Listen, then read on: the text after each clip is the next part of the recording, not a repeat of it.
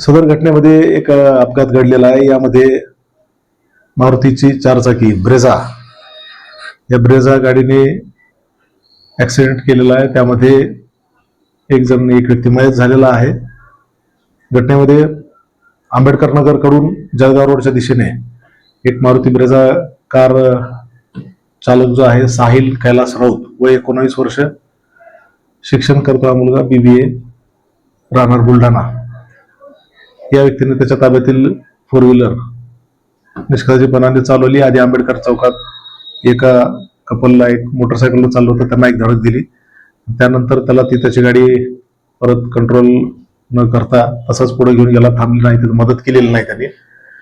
आणि त्यानंतर पुढं वॉकआउट सिग्नलच्या तिथं गाडी जम्प करून डिवायडरच्या पलीकडील साईडला ज्या येणाऱ्या ज्या गाड्या होत्या त्यामध्ये एका ऑटो रिक्षाला धडक दिलेली आहे.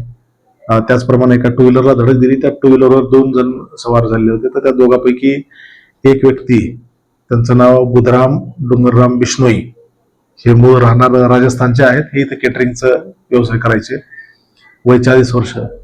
तर हे उपचारादरम्यान मयत झालेले आहेत. आणि त्यांच्यासोबतचा एक व्यक्ती सुनील मोतीराम प्रजापती, वय 20 वर्ष, हा देखील याच्यामध्ये जखमी झालेला आहे. तर अशा प्रकारे घटना घडलेली आहे. यामध्ये आरोपी चालक साहिल कैलास राऊत, जो वडिलांची कार घेऊन चालला होता, त्याला अटक करण्यात आलेला आहे. माननीय न्यायालयासमोर हजर करत आहोत. सदर घटनेमधील आरोपीवर गंभीर अशा सदोष मनुष्यवधाचे जे कलम लावून त्या अनुषंगाने गुन्हा दाखल केला आहे. आरोपीस अटक केली आहे. सदर गुन्ह्यातील आरोपीवर योग्य त्या कलमांतर्गत कारवाई याकरिता माननीय पोलीस आयुक्त प्रवीण पवार सर, माननीय पोलीस उपायुक्त परिमंडळ 2 श्री प्रशांत स्वामी सर, माननीय ACP सिडको श्री मनोज पगारे सर यांच्या मार्गदर्शनाखाली सदर आरोपित तात्काळ अटक करण्यात आली आहे आणि आरोपितास मान्य न्यायालयासमोर हजर करत आहोत.